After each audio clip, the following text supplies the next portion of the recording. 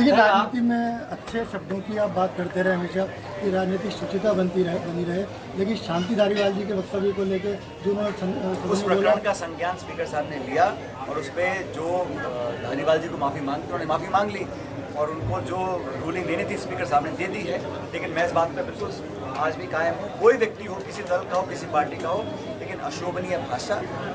शब्दावली का चयन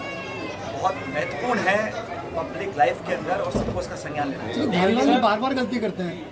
धारीवाल जी बार बार गलती करते हैं इस बात की। गलती की तो माफी मांग लिया, बात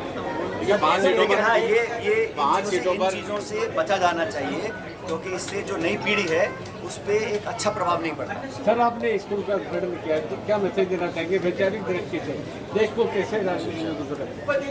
इस देश को वैचारिक दृष्टि से देश को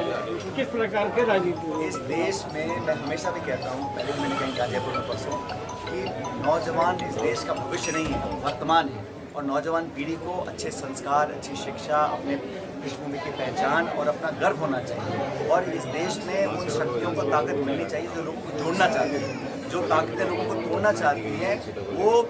इस 21वीं शताब्दी के भारत को समझ नहीं पा रहे और हमारा ये संकल्प है कि राजनीति से ऊपर उठकर हम लोगों को सामाजिक जीवन में, पब्लिक लाइफ के अंदर एक बात विकसित करना चाहिए। चुनाव के समय अपनी प्रतिस्पर्धा होती है, अपनी बात रखनी चाहिए और विचारधारा के आधार पर, एजेंडा के आधार पर, प्रोग्राम के आधार पर लोग अपनी सरकारें बनाते बिगाड़ते हैं। लेकिन जो लोग राजनीति में हैं उनको हमेशा देश के प्रति समर्पित रहकर काम करना चाहिए और नौजवान पीढ़ी आज बहुत जागरूक है, उत्साहित है और देश के लिए कुछ करना चाहती है। उनको संसाधन और प्लेटफॉर्म प्रोवाइड करना हम सबकी जिम्मेदारी है। 5 सीटों पर चुनाव जो है,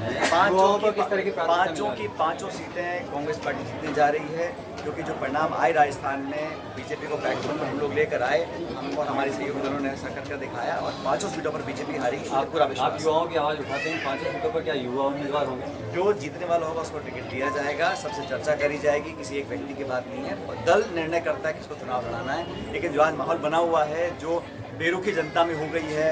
सिर्फ मात्र 7-8 महीने में भाजपा सरकार से, उसको देखते हुए मुझे लगता है कि अच्छे बहुमत के साथ 5 सीटों पर बीजेपी हारी कर मुझे क्या लगता है बजट में आपके इलाके की पूरे जिले की अनदेखी हुई है?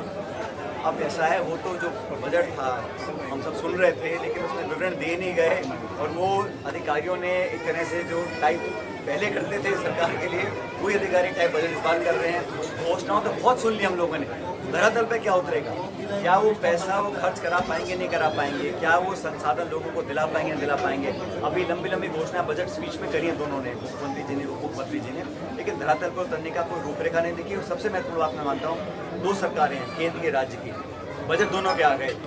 किसी भी सरकार ने, केंद्र राज्य ने, महंगाई को कम करने के लिए कोई उपाय ढूंढने की कोशिश भी नहीं करी। इसका खेद मुझे है कि आज आम जन की कमर टूट रही है, जो मध्यम वर्ग है, गरीब तबका है, उसके जेब पर टाका डाला जा रहा है, उसको रोकने का प्रयास भी सरकार नहीं कर रही है। तो लोग निश्चित रूप से आज बड़े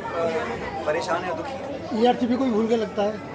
ERCP को भी भूल गए। ERCP को तो सिर्फ चुनाव के टाइम उठाया था, केंद्र सरकार ने जिक्र तक नहीं किया और आज भी जो सदन के अंदर सरकार की तरफ से आश्वासन आ रहे हैं उसमें कोई बजट का केंद्र सरकार प्रोविजन नहीं है। हमने कहा राष्ट्रीय परियोजना घोषित कर दीजिए, वो बिहार को दे सकते हैं, आंध्र प्रदेश को दे सकते हैं और हमारा कोई झगड़ा नहीं है बिहार के आंध्र के लोगों से, लेकिन सिर्फ 2 राज्यों को सारा पैसा देकर 1 लाख करोड़ रुपया दिया है 2 राज्यों को। वो जैसे राहुल गांधी जी ने कहा ये